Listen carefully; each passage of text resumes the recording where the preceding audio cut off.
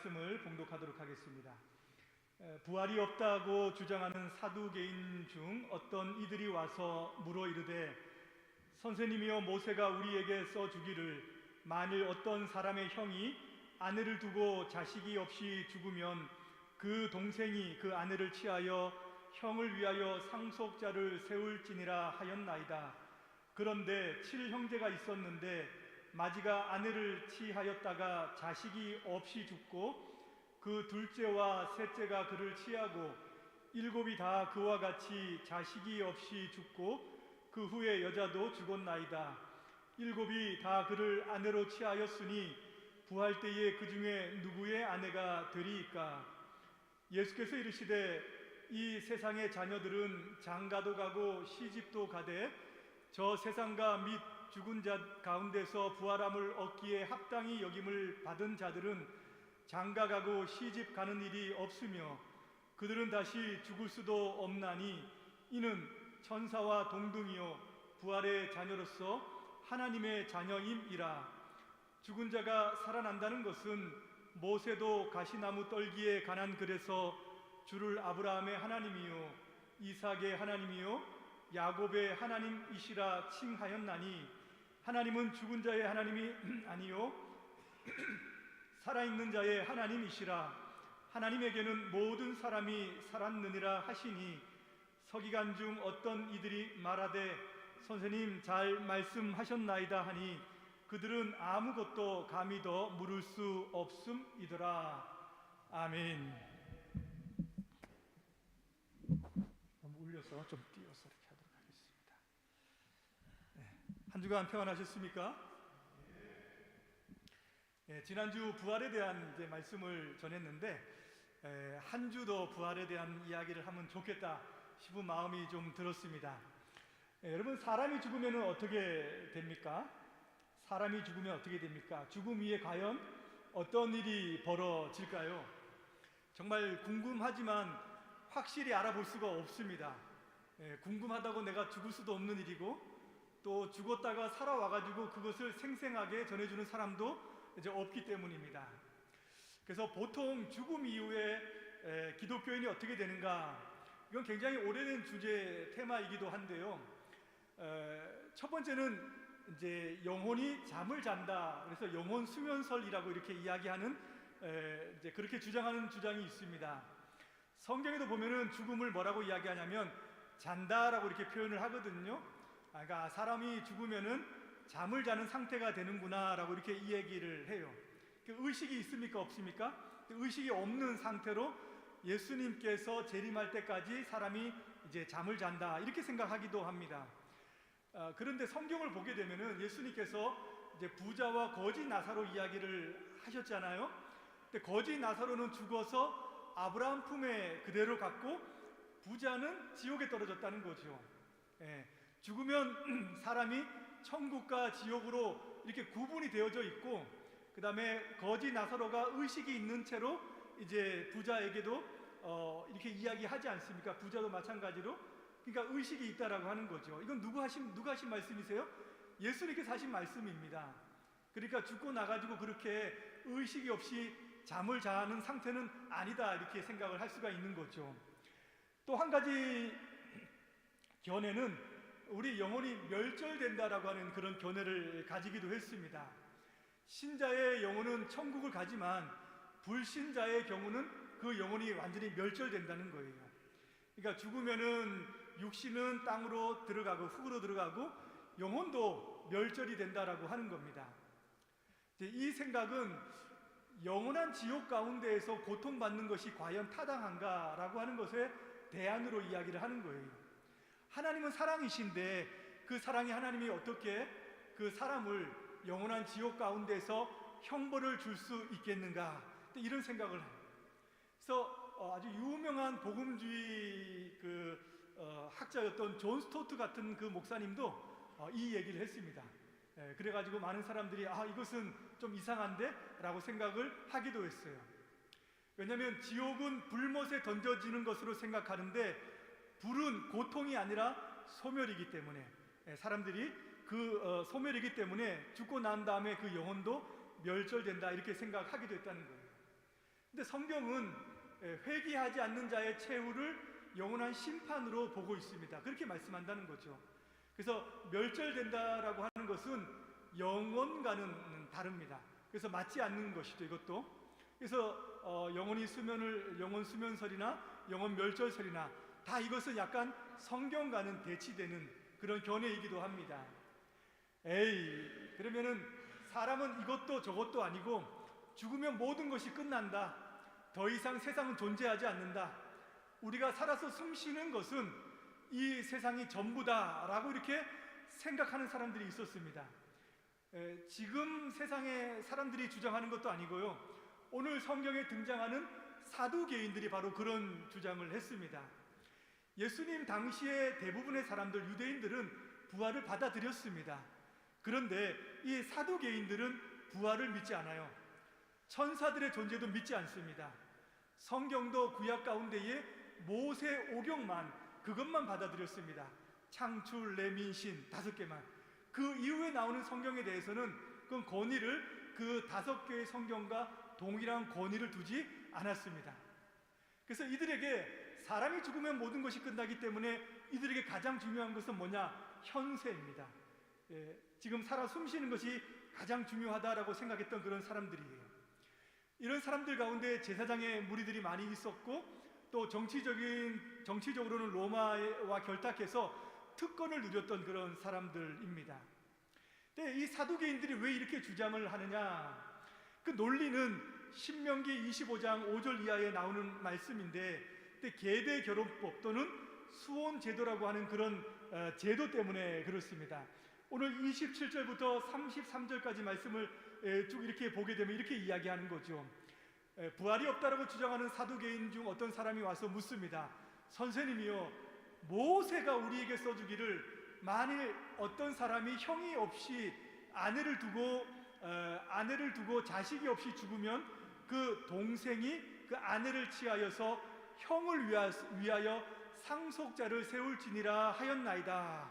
이렇게 이야기를 하면서, 그런데 7명의 형제가 있는데 첫째가 아내를 취하였다가 자식이 없이 죽고, 둘째와 셋째도 그를 취하여 7이 다 그와 같이 자식이 없어 죽고, 마지막에는 그 여자도 죽었나이다.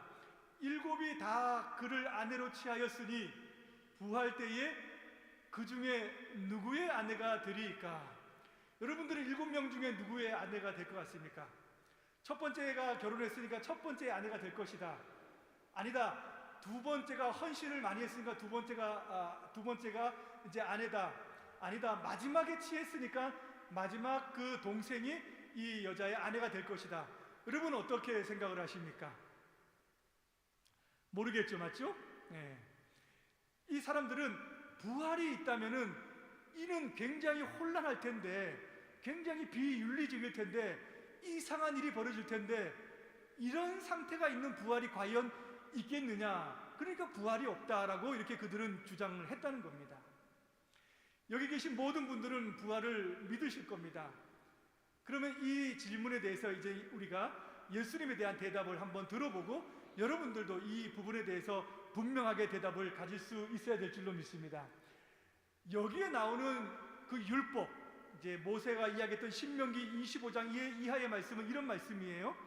형제들이 함께 사는데 그중 하나가 죽고 아들이 없거든 그 죽은 자의 아내는 나가서 타인에게 시집가지 말 것이요, 그의 남편의 형제가 그에게로 들어가서 그를 맞이하여 아내로 삼아 그의 남편의 형제된 의무를 그에게 다 행할 것이요, 그 여인이 낳은 첫 아들이 그 죽은 형제의 이름을 잊게 하여 그 이름이 이스라엘 중에서 끊어지지 않게 할 것이니라.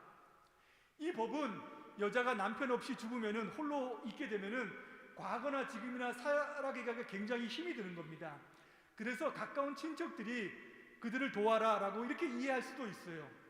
그런데 정말 중요한 이유는 무엇이냐? 여기 나오는 그 이름이 이스라엘 중에서 끊어지지 않게 하기 위함이다라고 이렇게 하는 말씀이 가장 중요한 겁니다. 이거는 단지 그 가문의 대를 이어주라라고 하는 단순한 의미가 아니에요.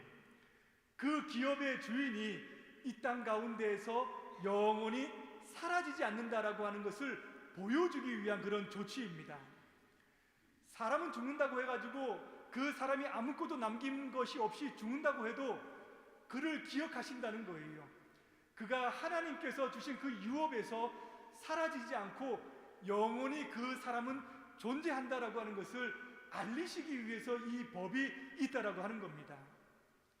여러분, 형님이 죽은 후에 자식이 없어가지고 홀로 남은 그 미망인이 동생이 다시 결혼한다, 취한다? 그 인간적인 시각으로 보면 굉장히 비윤리적입니다. 그렇지 않습니까? 지금도 그런 제도를 취하는 그런 나라들은 없습니다. 동생이 그 형수와 결혼해가지고 자식을 낳는다고 해도 이 동생의 자식이 될 수가 없습니다. 그를 위해서 애쓰고 수고하고 또 그의 기업을 위해서 많은 수고를 한다고 해도 그것은 자기의 소유가 아니라 그 형님의 소유고 그 형님의 자식의 소유가 되는 거예요. 그러니까 아무리 수고해도 자신의 목이 될 수가 없는 겁니다. 손해도 굉장히 심하고 자기가 인생 가운데 짊어져야 되는 그 짐은 2배가 되는 거예요. 굉장히 힘든, 살아있는 사람들에게는 굉장히 어려운 그런 제도를 지금 하나님께서는 그 제도를 두셨다라고 하는 거예요. 그렇게 비윤리적이고 남아있는 사람들에게는 굉장히 힘든 그렇게 어려운 짐을 지게 하시는 제도를 하나님께서 왜 남겨두시는 거냐라고 하는 거죠. 그 이유는 하나님의 백성은 후사가 없이 이 땅 가운데서 죽는다고 해도 그 존재만큼은 영원히 사라지지 않는다라고 하는 것을 이 땅 가운데에서 많은 사람들에게, 그 백성들에게 보여주기 위한 조치로서 이 제도가 있다라고 하는 거예요. 사람은 죽으면 모든 것이 다 잊어버리게 되지 않습니까? 사람들도 죽은 사람 기억하지 않습니다. 시간이 지남에 따라서 다 잊어버리게 됩니다. 그래서 죽음을 망각의 강을 걷는다라고 이야기하지 않습니까? 그런데 하나님께서는 잊지 않는다는 거예요. 이것이 이 계대법의 핵심입니다. 하나님은 하나님의 자녀를 잃어버리지 않겠다라고 하는 거예요. 인생은 죽음으로 끝나지 않는다는 거예요. 인생은 하나님 앞에서는 영원히 살아있는 존재로 있다라고 하는 것을 그 살아있는 백성들에게, 그 이스라엘 백성들에게 눈으로 살아가면서 보이기 위한 제도가 바로 이 계대법이다라고 하는 겁니다. 그 존재를 사람들에게 기억하게 하여서 하나님 앞에서는 이 자가 살아있다라고 하는 것을 알게 하는 거예요. 그러니 부활이 없이 모든 것이 끝난다? 이것은 하나님의 뜻과 정반대가 되는 것이죠. 맞죠? 하나님은 살게 하기 위해서 이 자가 여전히 존재하고 있다라고 하는 것을 보여주기 위해서 이 제도를 두셨는데, 이 사두개인들은 부활이 없다라고 하는 것으로 이 제도를 두고 있는 거니까 하나님의 뜻을 지금 모르는 그런 생각을 가지고 있다라고 하는 겁니다. 어려우십니까? 여러분? 안 어렵죠, 맞죠? 네. 두 번째 넘어갑니다. 사두개인들이 정말로 부활이 없다라고 하는 것은 어떤 오해 때문에 그러냐? 부활 이후의 세상을 이 세상의 질서의 연장으로 생각하고 있기 때문입니다. 사람이 죽었다가 살아나면 과연 그 여인은 7명의 남자 중에서 누구의 아내가 될 것인가? 이런 혼란이 일어난다라고 하는 것은 말이 되지 않지 않느냐? 그래서 부활이 없다라고 이렇게 주장을 하는데, 이들이 모르는 것이 무엇입니까? 이 세상의 질서는 부활 때에는 더 이상 존재하지 않는다라고 하는 거예요. 오늘 34절 이하의 말씀을 보세요. 이 세상의 자녀들은 장가가고 시집도 가되 저 세상과 및 죽은 자 가운데서 부활함을 얻기에 합당히 여김을 받은 자들은 장가가고 시집 가는 일이 없으며 그들은 다시 죽을 수도 없나니 이는 천사와 동등이요 부활의 자녀로서 하나님의 자녀임이라 라고 이렇게 말씀을 하고 있습니다. 부활 때가 되면 시집 가는 거, 장가 가는 거 없습니다. 우리 모두가 천사와 같은 존재가 된다라고 하는 거예요. 그런데 다른 점은 무엇입니까? 천사는 영의 존재들이죠. 그런데 부활 때가 되면은 우리는 육과 영이 다시 결합되는 것을 이야기하는 겁니다. 우리는 예수님께서 입으셨던 부활체를 우리가 입는 거예요. 예수님께서 잡수셨지요. 그 다음에 도마에게 나타나가지고 못자국, 창자국 다 보여주셨죠. 사람을 알아볼 수 있다라고 하는 겁니다. 눈에 보이셨습니다. 육이 있습니다. 부활 때는 천사들처럼 영적인 존재가 되는 것이 아니라 부활 때는 더 완전한 존재가 되는 거예요. 이 세상에서 살아가면서 우리의 육체의 약함들이 있잖아요. 질병에 걸리고 또 어떤 이들은 본인이 원하지 않지만 장애를 가지고 태어나는 그런 모든 육체의 약함들이 다 사라지게 됩니다. 신체적인 것들도 다 약함이 사라지게 되는 거예요. 정신적인 약함들도 다 사라집니다. 온전한 육체와 온전한 정신과 우리가 상상할 수 없는 부활체를 입고 우리는 일어난다라고 하는 거예요. 그러면 이 세상의 질서와 부활 때의 질서가 다른데 무엇이 다를까요? 그러면은 정말 다른 것은 그때는 죄가 없는 세상을 본다는 겁니다. 죄가 없는 세상이에요. 부활 때에는 죄를 짓기 이전의 상태로 돌아가는 것이 아닙니다. 아담이 범죄하기 전에 그 이전의 상태로 돌아가는 것이 아니에요. 그 상태로 돌아가면 또 범죄할 수 있기 때문에 그런 상태로 돌아가는 것이 아닙니다. 부활 이후에는 죄를 지을 가능성이 전혀 없는 상태로 돌아가는 줄을 믿습니다. 그때가 되면은 죄에 대한 생각, 죄에 대한 감각, 죄에 대한 욕구, 정욕, 이기적인 마음, 시기, 질투, 미움, 우리가 이 땅에서 살아가면서 생겨나는 죄 때문에 생겨나는 그 모든 것들이 완벽하게 제거되는 거예요. 가장 좋은 선과 가장 좋은 기쁨이 최상의 상태로, 최상의 상태가 되어서 우리의 영혼과 우리의 마음을 만족시켜서 살아가는, 그렇게 영원히 살아가는 세상이 바로 부활 이후의 세상이다라고 이야기하는 겁니다. 이 세상은 보십시오. 죄를 안 지으려고 해도 죄가 생각이 나잖아요. 맞죠? 태어날 때마다 태어나서 본능적으로 아이들은 죄를 압니다. 울잖아요. 맞죠? 왜 울어요? 엄마가 다 먹여주고 다 해준데 왜 울어요? 엄마 먹을 거 안 준다고 울지 않습니까? 징징거리지 않습니까? 자기만 알지 않습니까? 태어나면서부터 이 세상은 죄가 지배하는 그런 세상. 뭔지 알려주지 않아도 우리는 죄가 다 뭔지 알아요. 본능적으로 알아요. 선을 행하고 싶어서 열망이 일어나고 흥분되고 잠이 오지 않는 그런 사람 혹시 있습니까? 그런 세상이 아니다라고 하는 거예요. 죄를 행하기에는 빠르고 가깝고 쉽고 선을 행하기에는 너무나도 어려운 세상이 바로 이 세상인데, 부활 때가 되면은 정반대라고 하는 거예요. 죄가 뭐지? 죄라고 하는 단어조차도 생각이 나지 않습니다. 그게 뭔지 모르는 거예요. 우리의 의식 가운데 그런 것이 없습니다.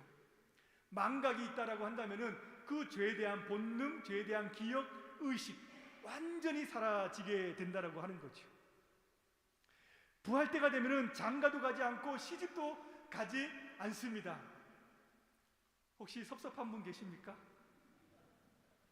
아내를 매우 사랑하시는 분들, 섭섭해.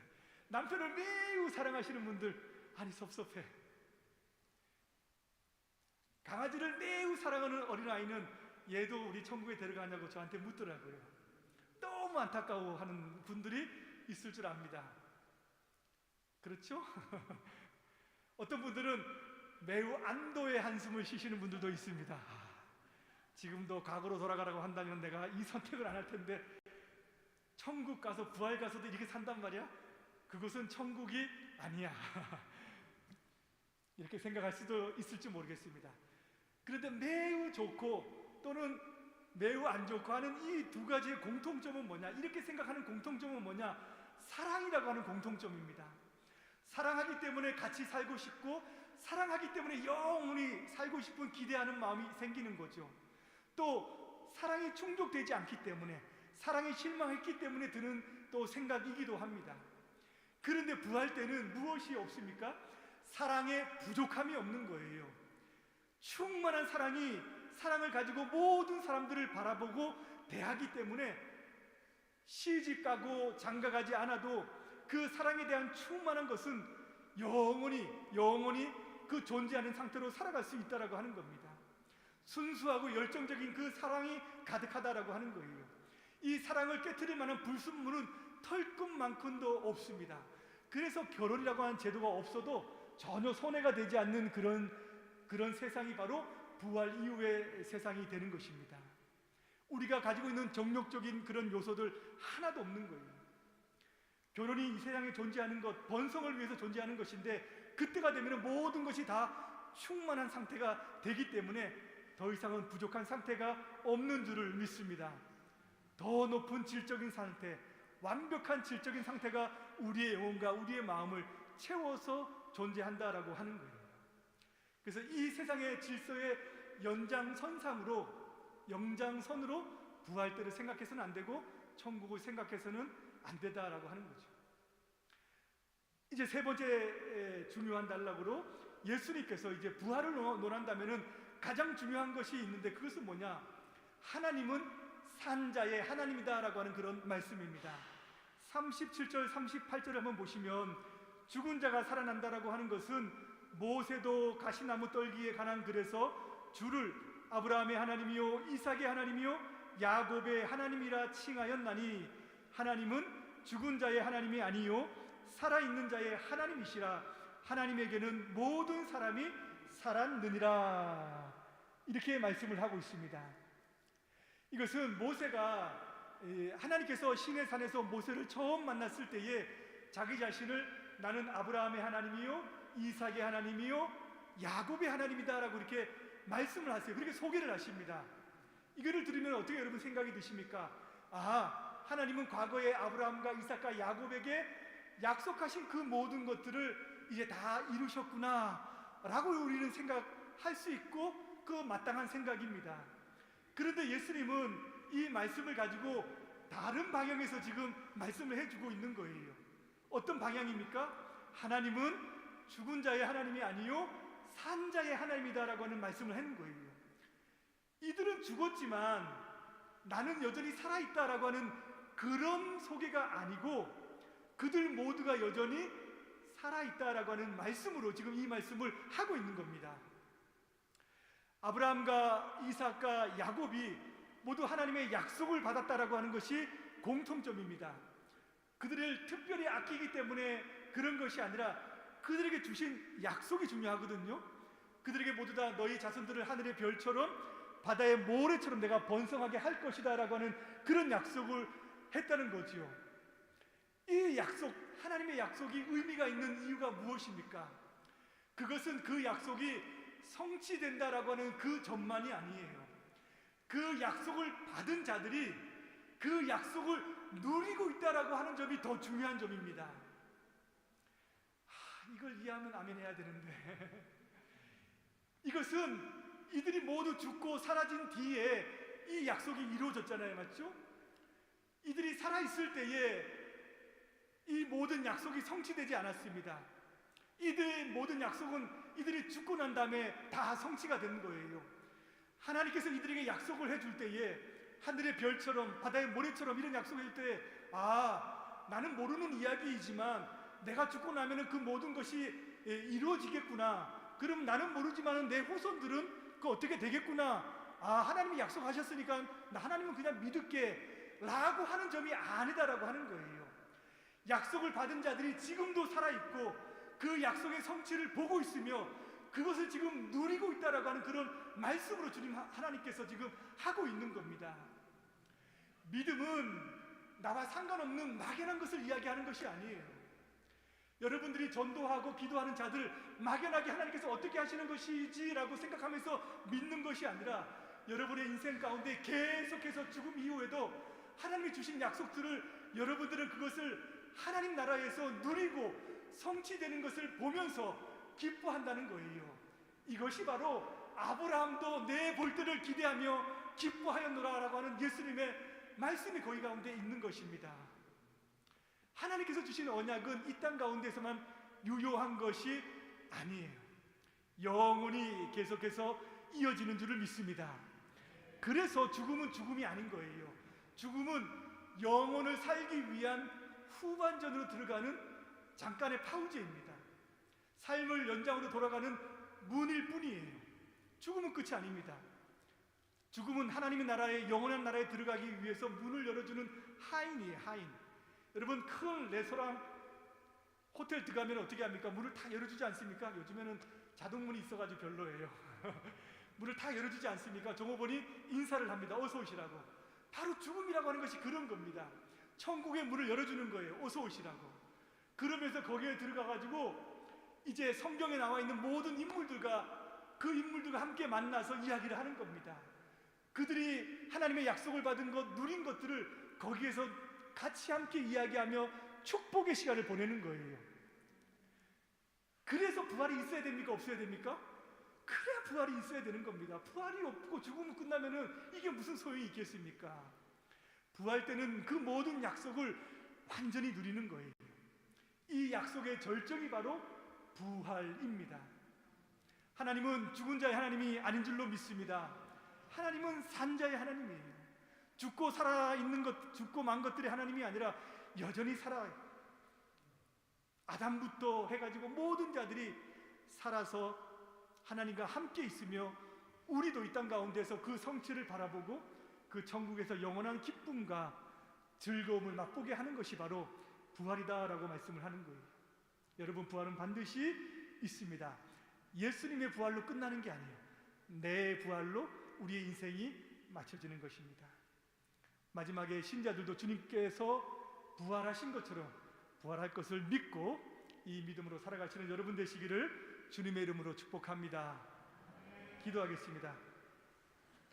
하나님 아버지, 세상 가운데에서는 부활이 없다라고 생각하는 사람들도 많이 있고 또 사두개인들도 그러한 생각으로 예수님 앞에 나왔지만 하나님께서 두신 그 법은 하나님의 자녀들은 영원히 그 존재가 사라지지 않는다라고 하는 것을 알게 하기 위한 그 법이었고, 부활 때는 이 세상과는 다른 그런 질서가 있기 때문에 이 세상의 그 법칙과 원리를 가지고서는 설명할 수 없는 그런 세계가 존재한다는 것을 주님께서 말씀하셨습니다. 주님께서 아담을 통하여서 또 아브라함과 이삭과 야곱을 통하여서 하셨던 그 모든 말씀이 성취되었고 그들도 여전히 살아서 하나님의 약속을 누리고 있다라고 하는 그 점을 우리도 기억하고 부활 때에 영원한 기쁨과 또 영원한 즐거움을 맛보기 위해서 부활의 소망을 가지고 살아가는 우리 모두가 되어줄 수 있도록 하나님 인도하여 주시옵소서. 감사를 드리며 예수님의 이름으로 기도드리옵나이다. 아멘.